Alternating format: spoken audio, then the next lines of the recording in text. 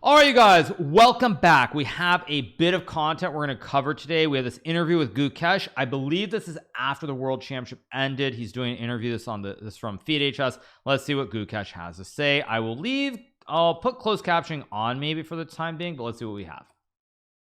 Here we go. We're here with the world champion, Gukesh Donraju. Gukesh, has it sunk in that you are indeed the champion of the world? I think it never really sinks in. I mean, I was a bit overwhelmed at the start, but now I've had time to cool off, so now I'm feeling a bit more relaxed. Well, let me adjust this just a bit. I realize the chat actually kind of is showing over it just a touch. I'll put this right here. The chat is just showing a touch too much over the video. The volume is too low. Too low? Okay, let me up the volume. I spent some time with loved ones. Time with loved ones. You speak to your mom. What was her reaction? Firstly, I spoke with her on the phone. She was back home when I won the match, and we both were just in tears at that moment. But then my mom arrived in Singapore a couple of hours back. Not only my mom, but some of my family members also came. I met my mom. I'm yet to meet the others. But yeah, they're all super happy. We saw that beautiful hug with your dad right after you walked out. It was very emotional. Speak to us about the relationship with you and your father and why it was so special that you walk out. This is a good start to the video. My parents have been the single most unwavering support from me from the start. Like they have different roles. My dad is more like he takes care of like everything. He acts as like a manager, takes care of all the stuff that revolves around my career so that I can focus fully. My mom is there for me in any emotional or spiritual support kind of way. And yeah, I mean, both of them have sacrificed a lot, and this win means a lot more to them like it means for me. So it's not only my dream. Yeah, you guys, since of course we see a typical comment in chat, of course, champion in name only. If you want to be legit, you have to beat Magus. I can't believe he believes he's a legit champion. What I would say about the topic is it's a very touchy topic. The fact is, both Ding and Gukesh, they got to where they got to. They did nothing wrong. They played the terms for qualification, and they ended up playing the match because Magnus withdrew. Now, you can debate whether that's Magnus's fault or Fide's fault. I definitely lean much more on the side of it being Fide's fault, but nonetheless, you cannot blame the players themselves. They're simply doing what they can to play the game, and it does frustrate me. Like you say, well, it's like, it's Gukesh. How can he think he's a legit champion or something like that? I mean, what is he supposed to do? Like I mean, Magus is not playing. What is he supposed to do about it? It's not his problem. Like, he's just doing what he can. And I always find it a little bit annoying when people say these things, because it's a little bit weird. We managed to achieve, but it's deadly. I saw a clip of your mother saying that no matter what happens, you have to be humble. Don't get too big ahead. Is that the normal kind of stuff she says to you to keep you grounded? Yeah. From the start of my career, one thing that she has been very particular about is she still says that I'll be very happy to hear that you're a great chess player, but I would be happier to hear that you're an even greater person. So that has been something that I really value a lot. I know I have like a lot of things to work on, but I try my best to be a better chess player and a better person. I did see a note from the Prime Minister of India. How special was that to get his reaction? It was very special. This I should pause before you start answering, but this is actually one of the big examples of why chess is so different in India versus anywhere else. Like, even when Arjun broke 2800, I think that the Prime Minister of India, I believe they're talking about Modi here, I believe that Modi tweeted about that as well. I think he tweeted when was it who was it? Or it was Karthik. One of those guys beat Magnus, I think, in Qatar as well. They're talking about the Twitter post from Modi. But it's amazing to see that, because frankly, I'm not really sure that there are many. I mean, there probably are, like, honestly, less than 10 countries in the world where that would be possible. There, I mean, probably the former republics, like you see, like Uzbekistan, for example, maybe Kazakhstan. I mean, maybe places like that, Azerbaijan perhaps, but in terms of the Western world, there is no place where you would see all these congratulations about all the chess accomplishments from the players. So India is like it's just this whole different animal. It's a completely different beast from everywhere else. Special. the kind of support that chess has in India is amazing, especially in the recent years. And the government, the Indian government, the Tamil Nadu government have been a crucial part of the chess progress that is happening in the country. And the kind of support like the prime ministers, the chief ministers, they show is very encouraging for the players. And not only support like this, they have sponsored many of the tournaments that is happening, sponsoring many of the players. Yeah, their support means a lot to me and a lot of Indian chess players, and I'm really thankful to the government. Did you ever? Yeah, I mean, this is also the big difference when you compare chess in India to everywhere else. Basically, chess is very much viewed as an actual sport. Compared to, like, say, Norway, for example. I'll just use Norway because Magnus is from there. Like, it's just so completely different that it's just not the same. And like, I wouldn't say it's so much jealous in my case, but it definitely makes me a little bit sad to see, because, like, when I've played chess throughout my career, like, it doesn't really matter about getting a congratulation, but like the actual support or any of that stuff, it's just like, it's non-existent everywhere else. It's just non-existent. Like, one of the reasons that I like streaming so much more than actually competing these days is because you actually get to interact with fans. You feel like you're doing something that actually has some meaning or some purpose that's outside of yourself. Whereas, like, when you go to some tournament, you play some long game. I know for certain events chess is on TV in Norway, I'm aware of that. But in general, like, didn't I say that I got 4,000? Yeah, so I mean, I don't know if Gukesh is going to be asked about in the interview, but just so people are aware, when the Indian team won the gold medal in the chess Olympiad, I believe that every single player got something like 100,000 United States dollars as a bonus for winning. Gukesh, I think, got an additional 635,000 for winning the world championship. Obviously, world championship a little bit different, certainly, but at any rate, here in America, the greatest country in the world, the biggest bonus I ever got was when we won the gold medal at the chess Olympiad in Baku, Azerbaijan in 2014. Was it 14 or 16? I think it was 16, actually. It was 2016. The years blend together. The bonus that we got for winning, each player, they got, I think it was 5,000, but it could have been $4,000. It was $4,000 or $5,000 that each player got. Point being, of course, the slight difference: 4,000, 5,000, 100,000. Not quite the same. Not quite the same. So let's keep going. Chance to celebrate last night? Do anything crazy an 18-year-old might do? Like, I did celebrate a bit, but nothing crazy. I mean, isn't $5,000 in 2016 like 100,000 nowadays? I don't think that's how inflation works. But hey, whatever works, you guys. Whatever works. There were a few friends around, and we hung out. We were actually up until 4 a.m. Talking. Just talking, I mean, reliving the experience and sharing our own experiences, how I felt and how they felt. But it was nice to catch up with my friends, and I didn't do anything crazy apart from the fact that I did not get a single minute of sleep. But other than that, I didn't get much chance to do something crazy. Probably tomorrow I'll go bungee jumping.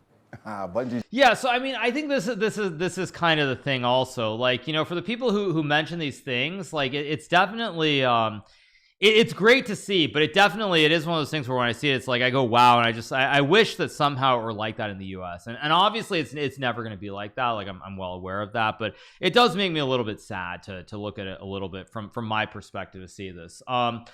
But that being said, of course, at the end of the day, I mean, in India, chess is a big thing there. It's treated like a sport, and it's really amazing. Really, really amazing. I think I had something else I was going to say, but I forgot what people were saying.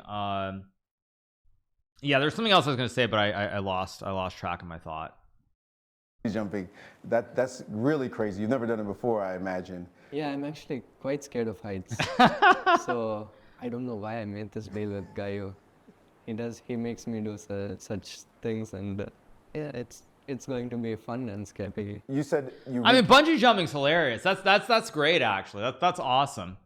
I mean, I mean, it's great to see someone conquer their fear of heights. I mean, as someone who's done like some of this stuff, like, I mean, I've done a lot of hiking at high elevation, in mountains, in the mountains of Colorado, as well as in British Columbia, and also having done skydiving as well. Like, this is stuff that, like, is awesome. There might be a video of it too. Actually, it reminds me though, and this is a sad memory. this is I've also wanted to do base jumping, but I haven't been able to get into that.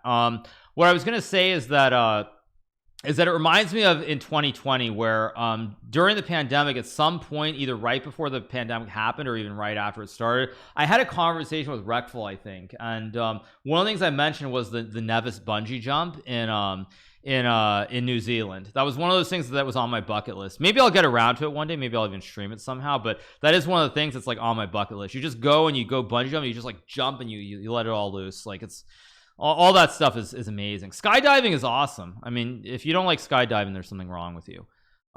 There is definitely a video, I believe, of the bungee jump, but we'll get to that later. Pleasant memories. I know when you're in the fishbowl, what are maybe a couple of the more pleasant memories from the championship that you're going to take away, and maybe others have shared as well with you? Yeah, once you win, it's easier to look back at everything in a very positive way.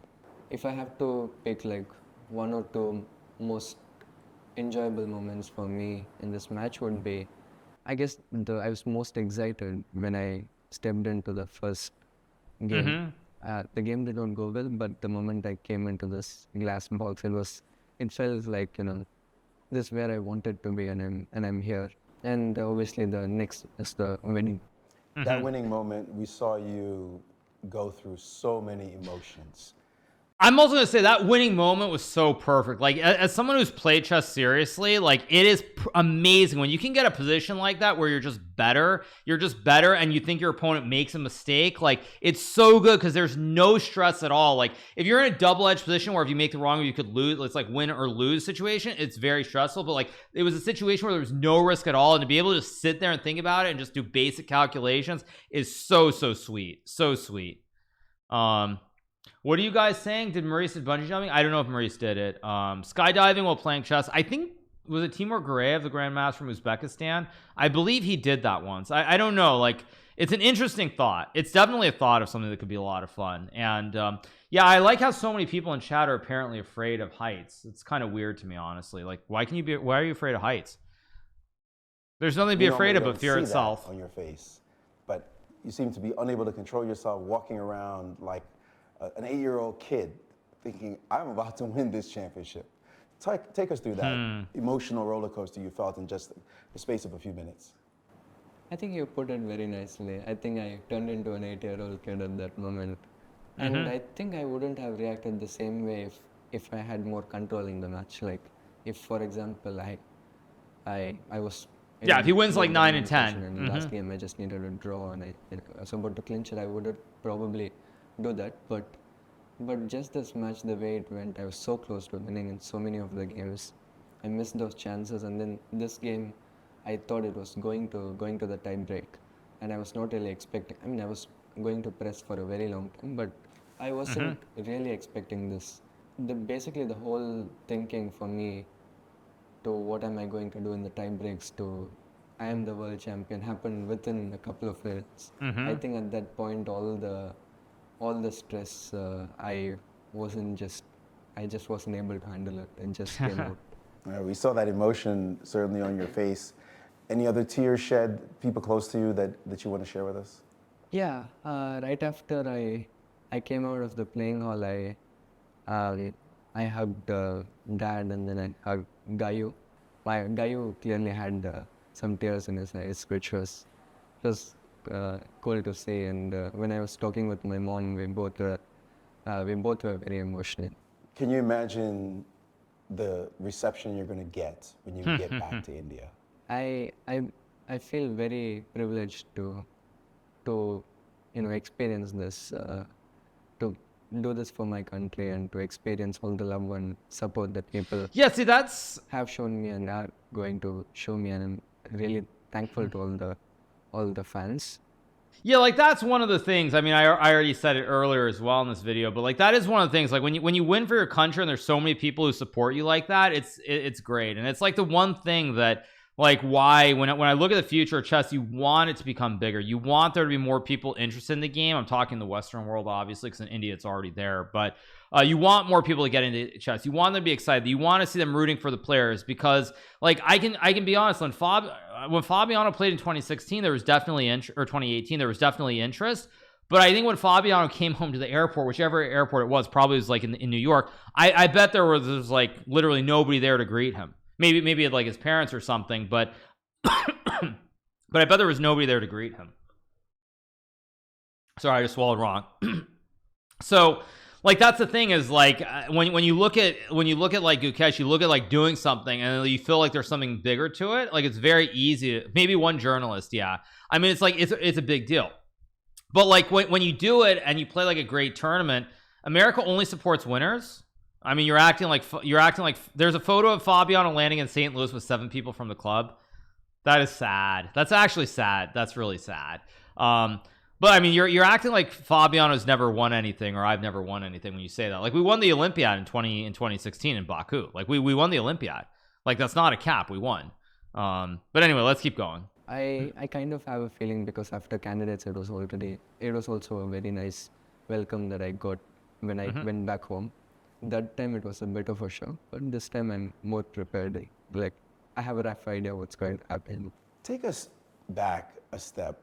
You as a child and the humble beginnings. By the way, just to answer a question, we'll of course get back to the video. You're saying Hikaru as a chess player looks himself so appreciative of Gukesh, unlike those salty Twitter chess players. I mean, there's a big difference between looking at the match. Like I can look at the match and say there were a lot of blunders, or like I thought the opening preparation wasn't great. But even if you look at it from that perspective, it was a match. You had 2 players playing. They're doing the best under the circumstances, because as we know, obviously there's no throw in the match involved, as some would have you believe. But I think that I think that in general you can look at the match and be like, okay, they're chess things, but at the end of the day you can't really blame the players. They're just playing the game. They're doing the best they can. You can talk about Magnus, this, that, or the other thing, like whatever, you know, they're just doing what they're doing. Like I mean, there's nothing they can change, so that's just how it goes. That you had, we've seen videos of you in your room. Now you are just factually a millionaire and likely a multimillionaire.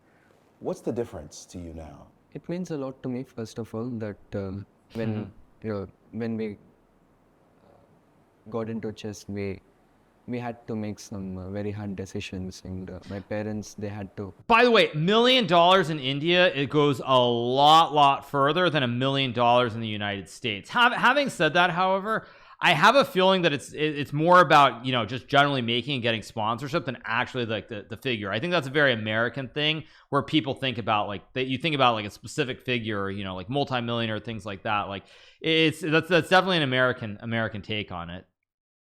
Go through a lot of financial and emotional struggles to have a chance at this dream, and they experienced a lot, and it means a lot that, you know, now we are kind of more comfortable in this financial way, and my parents don't have to worry about these things anymore.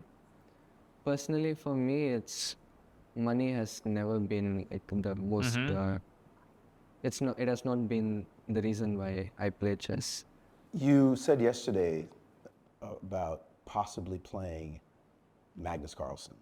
How excited are you at the prospect?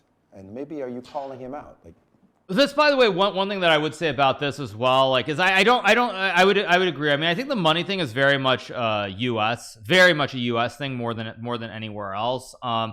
I think the main point though, the one thing that I don't like in chess is, so like you see Gukesh's story, for example, where you hear about sacrifices his parents made, and you know, a lot of respect obviously for what they did, but you don't hear about the failures. And that's one thing that I don't like about chess, is that like you see the great story of Gukesh, or you see any number of stories where it's like the parents made sacrifices, the player succeeded. I could even use myself as an example of that too.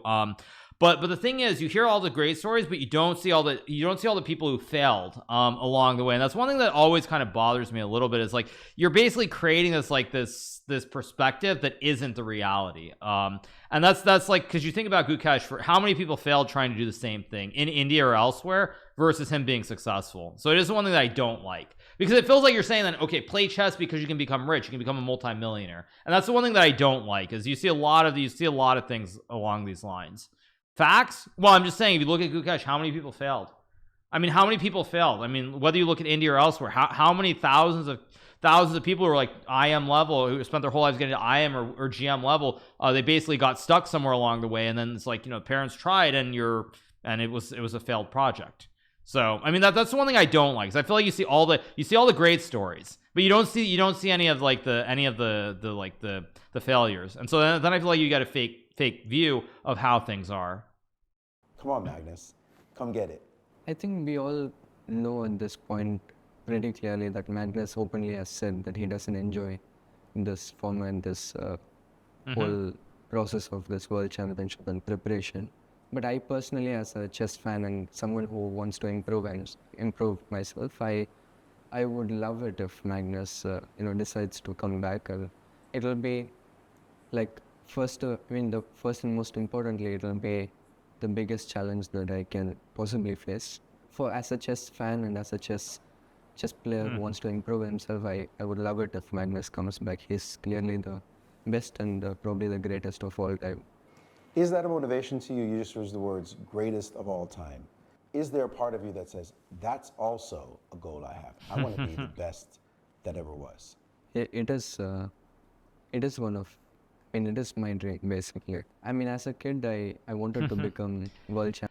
Yeah, I mean, I think the thing that I would say, I mean, it's very, very tough. Obviously, you have to remember that Gukesh is very young. At the end of the day, he's only 18 years old. I mean, the thing is, like, when you look at chess, the view that you're going to have at 18 versus like 30 is completely different. I mean, Magnus is not coming back. I think I would say there's 0% chance of that. So that we're never going to see that, at least not in the current format for sure. So I don't really, I don't think as much people want to see that. It's not going to happen. As far as Gukesh becoming the best ever, I mean, I think it's theoretically possible, but I'm if I'm being honest, I think he's going to have a really tough challenge next time around against like Fabiano or Arjun. I assume both of them are going to be in the candidates, and I'm going to say right now, I think one of those two are probably the odds-on favorites, assuming they both make it. So I think that when I look at it, Gukesh is a very strong player, but I feel like Magnus, even at 18 or 19, when I saw Magnus playing, he already was showing these signs of like insanity. Someone's going to clip that out of context, obviously, but he was already showing these signs of being ridiculously good, winning these end games, all these sorts of things. Yeah, someone's going to clip that and be like, Hikaru said Magnus is insane. Hikaru said it, and it's like, yeah, someone's going to clip that. But anyway, I would say that at the end of the day, I mean, he could be, but I'm not trying to be negative, but I don't really see it in terms of being the best ever. Having said that, we'll see how he does in tournaments, because a big telltale sign for me is how he does in the next couple of classical tournaments that he plays, because first of all, there's going to be a lot more pressure. He will be the world champion. The second thing is that on top of being the world champion, everyone's going to be gunning for him. I think, if you were to ask Arjun or Fabiano, they're probably not going to outright say this, but I think both of them, if they look at that match, are going to be like, I could have done better. I could have won if I were in Ding's shoes. Playing against Gukesh. Now, obviously, maybe they're right, maybe they're wrong. We'll never know unless they make it to that match. But I'm sure they have that thought in their mind. So he's definitely gonna have a target on his back. So we're gonna see how good his preparation is overall, and also how he deals with the pressure of being the world champion, being the person who everyone is trying to beat. Champion, because I thought it meant the best player in the world. Now, it's still a very special achievement for me. It's going through the whole process, candidates world championship, it's very stressful, and it had to put a lot of effort into it. So it means a lot to me. But my main goal that I have had is being the best in the world, and achieving my full potential. And if that's enough to become the greatest of all time, then yeah, sure. And Magnus, it is very stressful. Guys, yeah. Kambi, Hikaru, Nepo, all these amazing guys. I mean, they're just motivation for me to, keep working hard. I guess this is the. Wait, why is he talking about me? I'm just a streamer. I don't play chess. Why is he talking about me? I'm just a streamer. I don't play chess professionally anymore. I don't know why he mentioned me, but hey, it's nice to hear. I mean, I think that's actually the one big boost for Gukesh in the situation is that because you don't have Magnus playing, or I mean, that's not the way of putting it. Because you have a match where the absolute best player in the world is not playing, I think it serves as great motivation. Whereas I would argue, let's just say Magnus were done. Let's say Magnus isn't playing, or whatever happens. You're in a situation where you don't know what more do you have to achieve. Because if it's the typical 1 versus 2 type match, like it has been in many cases, and you win, you're just clear number 1 in the world, and that's not the case right now. with Gukesh. He's not the clear number one, so I think for him that's actually one of the great things about winning like this, even if everybody's everybody's out there being a negative Nancy, is that it does give him a lot of motivation. He hasn't reached the top of the hill. He's not the clear number one player in the world, even though he has the world championship title. So I think it's actually really good motivation for him. The beauty of competition. Speak to that as we think of names like Capablanca or Botvinnik, Tal, Bobby Fischer, Karpov, Kasparov, Anand, Magnus Carlsen, and we add the name Gukesh Demarajan. Does that seem real that your name gets forever appended to those illustrious? Wait a second. Did Maurice just fail to mention a certain Ding Liren? Wait a second. Did he I mean, he skipped Kramnik, which is fine, but did he literally say Magnus and then Gukesh? I mean, that's kind of Kramnik, fine, like he probably forgot Kramnik, but I mean forgetting Ding, I mean, There's giants. You know, my wallpaper for a lot of years on my laptop was the, I think it was before Ding became the world champion. It was like, for a lot of years, it was the 16 world champions. And now that I think of it, you know, I'm part of this amazing players in history. I mean, it's like any player's dream, and for me, it's a huge honor. But yeah, I'm gonna be honest, like, assuming that it's not me playing against Gukesh in the next championship, I'm really hoping that Gukesh wins, because it's gonna be really, I mean, it's gonna be a world where we're spinning tails if someone else wins. Like, if somebody else wins, like, it's gonna be like, well, now you're like, okay, what do you do? Do you then say Gukesh was like what is he? Just like, he wasn't really the world champion, or like he is the 18th world champion, but now you have like Arjun, who's the 19th world champion. Like, that is one thing I would say, is I kind of do hope that Gukesh wins next time, assuming he's not playing me, just because you see all this stuff about him, and like, if he loses, he's gonna be like, kind of like, it's gonna be like, okay, he was just like, he's kind of like Ding, you know, just kind of forgotten, and then you move on to the next guy and you try to pretend the next guy is the world champion. So I kind of do hope that he does well. I mean, this is the problem with the best player not being the world champion. Definitely a thing. Actually, I'm gonna put this on a little bit faster speed, because this is a long video. So let me put this at 1.25 and let's keep going. I think I still have a long way to achieve the kind of greatness that you know, Vishy sir, Vishy sir, Magnus, and all these players have done. That said, you are the world champion. What does it mean to you to inspire those young people as it stands now that you're at the top? It means a lot to me. I mean, I got inspired as a 7-8-year-old watching Vishy sir, and now that I know that there are many kids who take up chess, so they get interested and they get motivated by looking at my games. And whenever these little kids, then they come up to me and they ask for autographs, and you know, I get to know that I'm inspiring them. It means a lot, because at the end of the day, we're all trying to grow the game of chess, and doing my part for this greater good is, I mean, chess has given me a lot, and this is the least I can do, and it's, yeah. You talk about the love of chess, right? We all love the game. Speak to your love beyond the work, beyond the accolades, beyond the glory, pure love of this amazing game. Actually, in one of the moments in this match, when I was feeling a bit stressed out, and I wasn't feeling very, you know, very enthusiastic, and it was because I went through a lot of emotions during this match, losing the first day.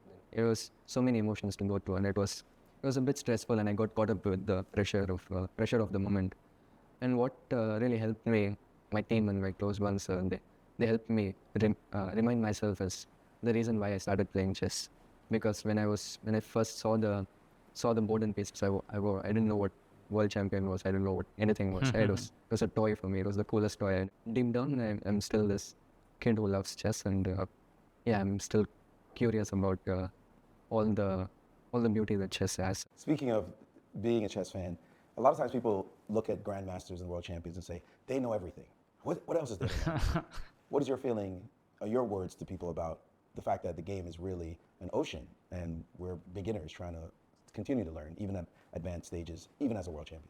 I mean, I want to hear what he has to say here. I think what I would say about this is there are two schools of thought. The first thought is you can continue trying to play every opening, memorize a bunch of lines, or you can fall back to where you play specific openings, and if you play specific openings you just don't get into trouble and the games are very boring and there honestly is very little to learn. It's a matter of risk reward and you know which strategy you have. I think Arjun is the best example of someone who tries to play every opening and be very creative, but a lot of players, especially as you get older, you start falling back into these set systems, and like within like the Spanish, there just aren't that many variations that are super creative or stuff to learn. So it all depends on the type of positions that and what your approach is. Yeah, I think like simply if you look at chess, I mean, it has been played for like so many thousands of years, more than that, and no one has been, I mean, there have been great players, but no one has been able to master chess.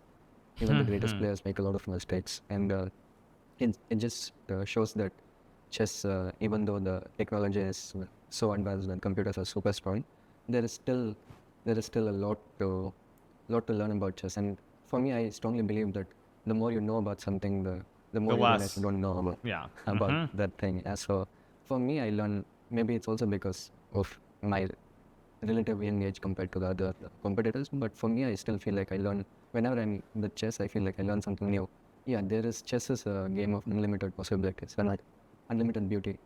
I think I read this quote somewhere that the beauty of like humankind is that we make mistakes so that we can learn from it. If we are perfect, there's nothing to learn from. Journey versus destination. Which one do you feel sweeter, or how do you compare the two? For me, both are important. I mean, he's too young. I mean, this is like this. He's too young. I mean, journey or destination, like he's 18 years old. He's not like 40 or something. He's like 18. Like I know the journey is like, that's what you need to be focused on, not the destination. But I mean, I do try my best to focus on the process and stuff like that. But for example, I play a beautiful game and I lose the game, I would probably feel sad. And well, it's like I mean, it's just not a great question. The reason it's not a great question is like if he loses, like let's just say he loses the match in 2 years, and then he's like just like an average top 10 player for the next 4 years, the answer is going to be completely different. That's why like it's just I mean, okay, like you have to ask questions, but it's kind of funny to see this question because it's just, I don't know, to me it's kind of irrelevant. And I play maybe not a great game and I win, I would probably feel happy. So I think I'm also more kind of this person who tends to look at the result.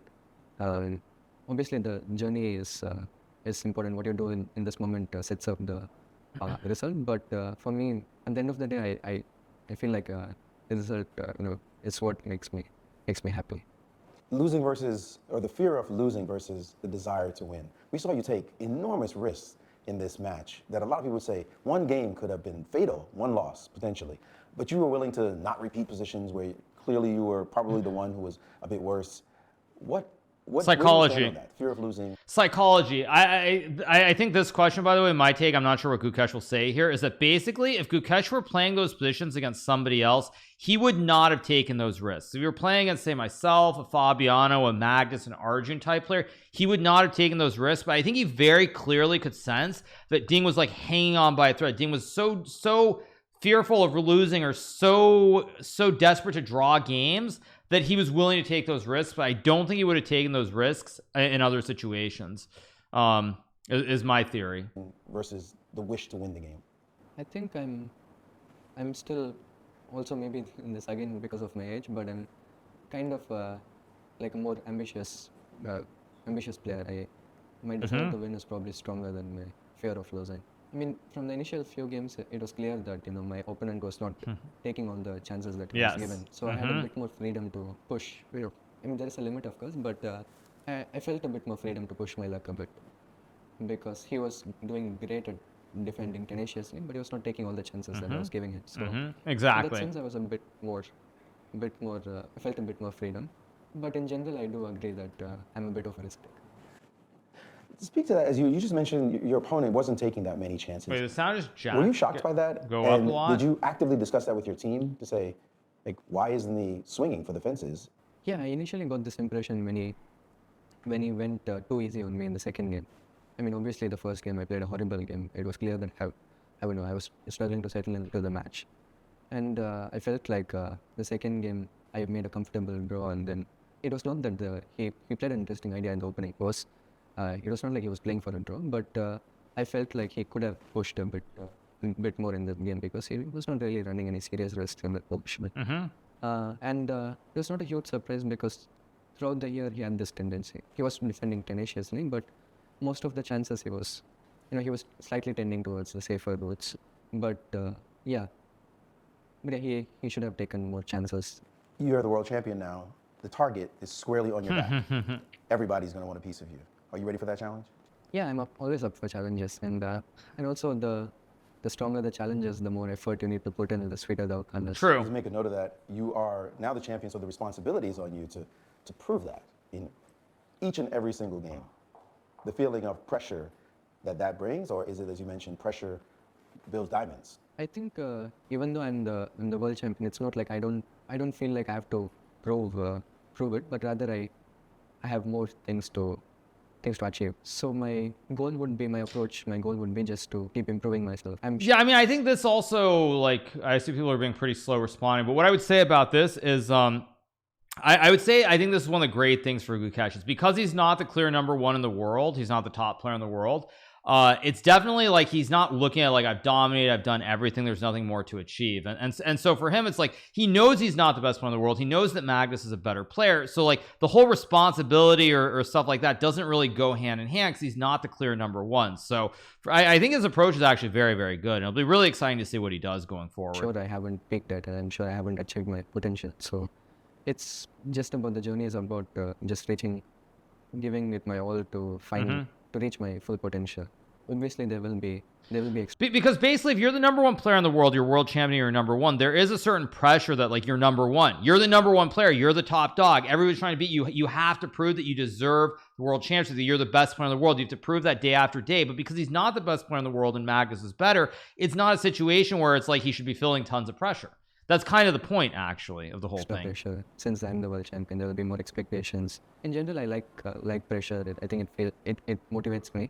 You mentioned critics help you in some way. How do you get that kind of strength to say whatever? Oh, it's great to have critics. It's fantastic. It's just that, like, whenever I hear people say something negative about me, I don't get affected much because I believe that nobody can be more critical of me than what I am of myself. Is there a special food, something you can't wait to, the kind of meal you'd love to have, maybe back home, that'll be a great celebratory meal? I'd like to take this opportunity to thank the chefs here who were preparing special food for me. I was eating the South Indian, like mostly the kind of food that I would eat at home, and I feel comfortable. So they were preparing this delicious Indian meals for me. So I was feeling at home. During this match, I realized when me and Gayu were casually chatting that I haven't eaten ice cream in over a year. So probably I would also try.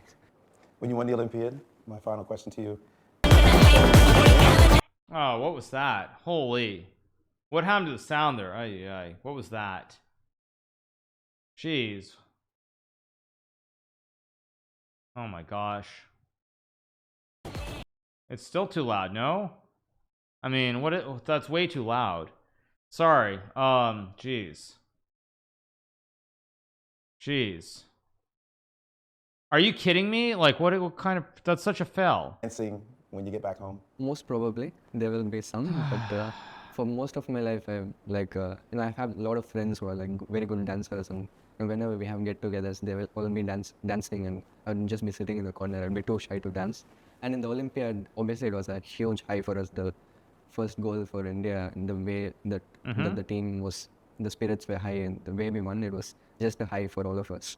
And yeah, it was on the spot decision to just go there. I was just in the moment. We were all super high and high with emotion, and and we just started dancing. And then like some of my friends saw this video of me dancing in the Olympiad, and they were like, okay, you can dance on stage in the Olympiad, but you can't dance with us. So they made me do a dance video. So probably there will be some dancing after I go back. Forgive me, I do have one more question. We're sitting next to the trophy. You hadn't seen it before. Your thoughts that you're going to be holding it. This is yours to take home. Yeah, I mean, I saw it from a distance in the opening ceremony, but the first time I'm seeing it from so close. Yeah, it looks beautiful, and for 11 years it was at home. I'm glad that I'll be the one to take it back. Beautiful. You'll be dancing with this trophy at home. Congratulations, world champion. Thanks a lot. Yeah, so I mean, someone asked a question. They said whether sports as a world champion qualify automatically. I mean, chess tries to be like boxing, I think, from that standpoint. Because in boxing, if you are the world champion, I believe you fight the challenger. Like you keep that title and you fight a challenger. And it's only if you lose to a challenger that it changes. So chess is trying to be like boxing. I don't have any problem with it. I mean, I think again, the only thing that for me is like I would hope that Gukesh wins the next match. Because if he doesn't, you're gonna see all this great stuff, and then if he loses the next time, we're gonna have another typical spin where it's like people are gonna just conveniently forget Gukesh and be like, well, he's like ding or something like that. So that is the one thing I would say looking at this. I just hope that he plays well and he actually defends it, because if you have the world champion title like changing every 2 years, it's gonna look kind of silly. Then it's like, who's the 18th world champion? Like if Gukesh loses, are we really gonna consider him the 18th world champion? Because then you could say, well, Ding was actually the world champion, right? And like if everybody's a one-time world champion, it's going to be very awkward in terms of like who deserves this, who deserves what. But nonetheless, a pretty good interview by Maurice overall. I think it shows, Gukesh, just the whole journey and how level-headed he is. So I actually enjoyed that. So that's going to do it for this video. If you're not already subscribed to the channel, make sure that you smash that subscribe button below, and we'll be back soon with more great content, you guys.